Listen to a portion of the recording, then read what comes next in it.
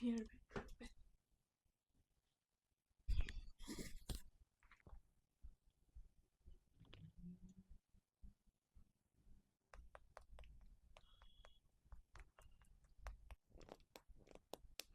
এবার সানস্ক্রিন দিচ্ছি, এরপর লাগাচ্ছি প্রাইমার,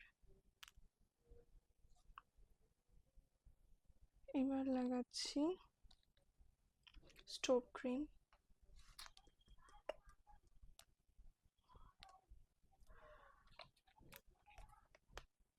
খুব অল্প পরিমাণ নিয়েছি আমি, কারণ এটার সাথে আমি আর একটা প্রোডাক্ট একটু ব্লেন্ড করব, কারণ দুটোই আমার স্কিন টোনের নয়। এটাও একটু হোয়াইট লাগছে, বাট আফটার মেকআপ এটা ঠিক হয়ে যাবে, সেট হয়ে যাবে।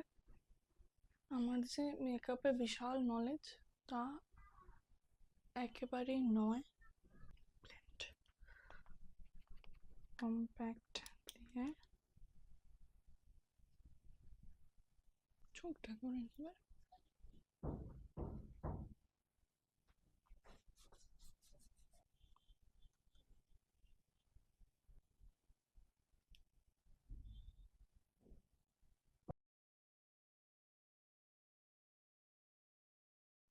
সো মেকআপের পর এই হচ্ছে আমার ফাইনাল লুক।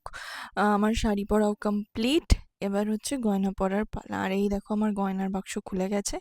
তো ফার্স্টেই পরে নিচ্ছি ইয়াররিংটা দেখো একটু অন্যরকম ডিজাইন, কুলোর মধ্যে স্বস্তিক, এটা আমার মায়ের ইয়াররিং।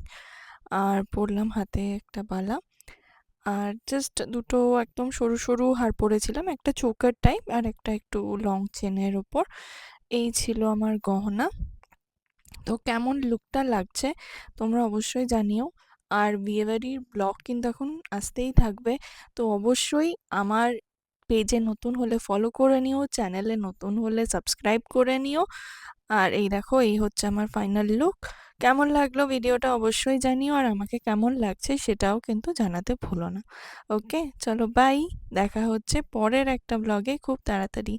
আর ততক্ষণ অবধি অবশ্যই কিন্তু লাইক অ্যান্ড কমেন্ট চাই।